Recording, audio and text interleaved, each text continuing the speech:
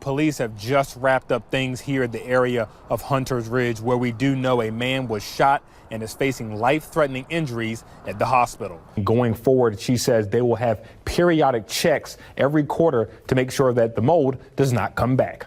Now, if you take a look behind me, you can see folks still trickling in here as they wait to hear from candidate Ralph Northam. There was a packed house at the Augusta County Board of Supervisors meeting tonight, with many folks in the community wondering the future of Company 10 parking meters during those peak hours as well. But I gotta say, a lot of folks came out tonight and they had many ideas and concerns. The JMU women's basketball team now 2-5 following their loss on Sunday. They're looking to improve their record tonight with a win against Liberty. Waynesboro police are stepping up patrols, making sure that you are safe on the roads this holiday season. Tonight, I'm riding along to see how it's done. Again, HAMMR2K. Detective Chris Cross with the Waynesboro Police is one of many officers making sure drunk drivers are off the road over the holidays. We're going to be out on the roads. We're looking for excessive speed. Investigate accidents a little more thoroughly to see if there might be somebody who's been drinking, general reckless driving, things of that nature. Detective Cross says not only will they have to watch out during the day, but nighttime as well. After dark, if there's cars that are driving without headlights or, they don't have any lights on at all, that's kind of an indication that those people might be drinking and driving. Studies show that in the past 5 years, more than 800 people have died in drunk driving crashes during the Thanksgiving holiday period. Numbers Detective Cross hopes to help drop this year. Not worth drinking and driving and getting caught, and certainly there's a lot of people out with families this weekend, and we want everybody to be safe.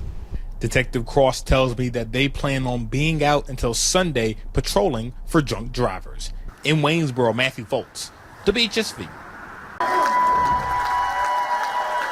Gubernatorial candidate Ralph Northam making his stop in the Valley, speaking to voters one last time before next week's election. People are looking for leadership. People are looking for civility, and that's really what our campaign brings to the table this year. More than 250 people packed the Best Western in Waynesboro tonight, hearing the message Northam is pushing to voters.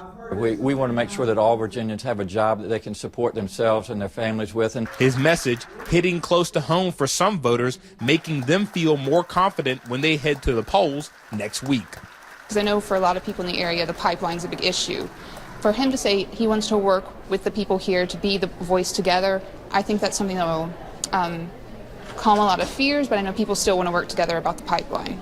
While he continues to campaign during this last week before Election Day, Northam says he's feeling positive he'll come out on top over Ed Gillespie, his Republican challenger.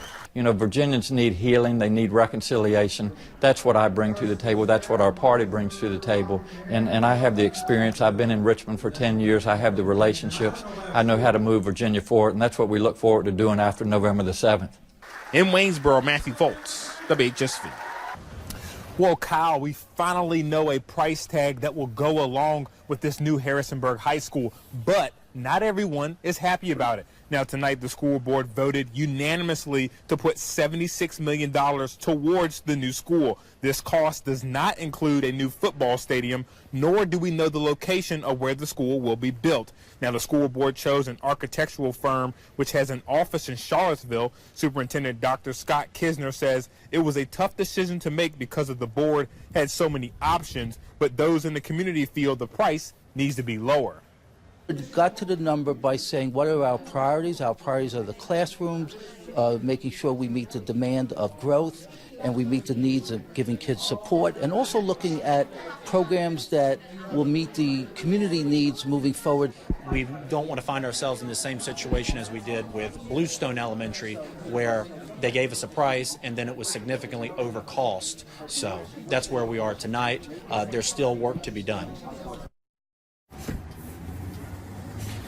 Now, the next steps in this whole process will be for City Council to approve that $76 million at their meeting next week. And Kyle, the school board also tells me that they hope to finalize this project by January and have the school built by 2021.